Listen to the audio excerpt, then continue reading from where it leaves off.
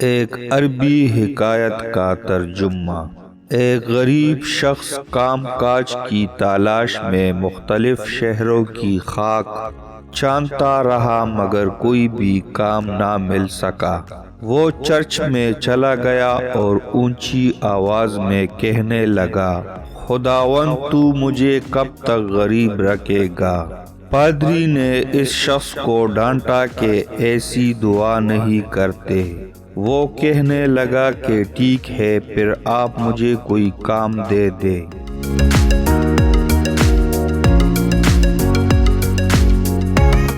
تاکہ میں یہ الفاظ پھر نہ دہرا سکوں۔ پادری کہنے لگا، تم یہاں آنے جانے والوں کے علاوہ چرچ کے اخراجات کا حساب لکھا کرو۔ ماہانہ $50 کے علاوہ کھانا اور رہائش بھی میرے ذمے ہوگی۔ اس شخص نے فوراً حامی بھر لی۔ پادری نے اسے کھاتا رجسٹر اور قلم دے دیا اور یوں وہ شخص چرچ کا کاتب بن گیا۔ وہ روزانہ پادری کو ہر چیز کے متعلق تفصیل سے بتاتا رہتا۔ جب اسے کام کرتے ہوئے ایک ہفتہ ہو گیا تو پادری نے کہا، ذرا اپنا حساب کتاب لکھنے والا رجسٹر لے کر آؤ تاکہ اس ہفتے کی آمدن اور اخراجات کا موازنہ کیا جا سکے۔ وہ شخص کہنے لگا، جناب مجھے تو لکھنا پڑھنا آتا ہی نہیں، میں تو زبانی ہر چیز کا حساب رکھتا ہوں۔ پادری نے کہا، مجھے تو ایسے شخص کی ضرورت تھی جو پڑھا لکھا ہو۔ تم یہ $50 لو اور جاؤ، جا کر کوئی دوسرا کام تلاش کرو۔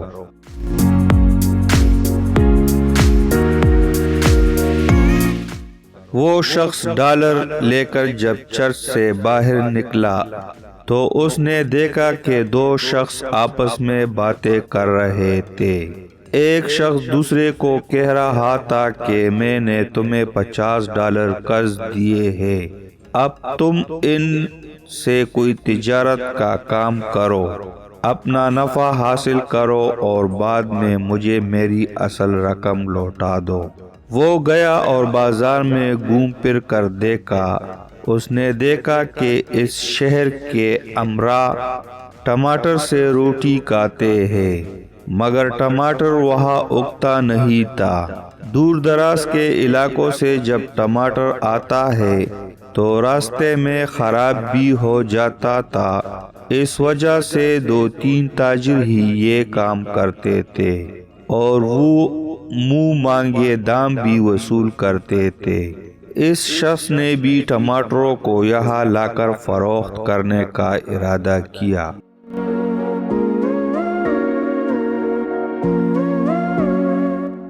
اسے پتا تھا کہ کہاں پر ٹماٹر سستا اور کثرت سے پایا جاتا ہے۔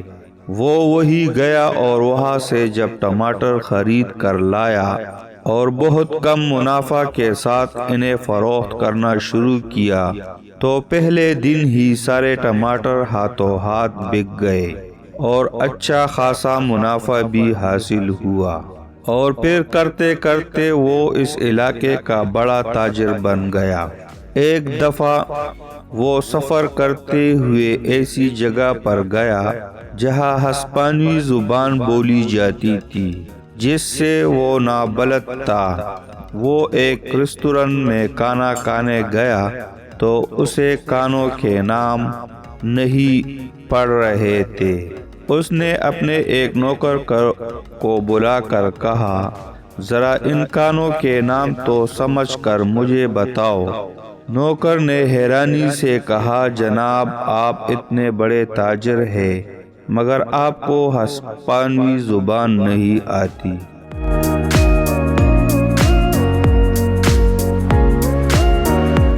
اس شخص نے کہا، اس لیے کہ میں پڑھا لکھا نہیں ہوں۔ تو نوکر نے کہا، سوچے اگر 2-4 جماعتیں پڑھ لیتے تو پتہ نہیں کتنے بڑے تاجر ہوتے۔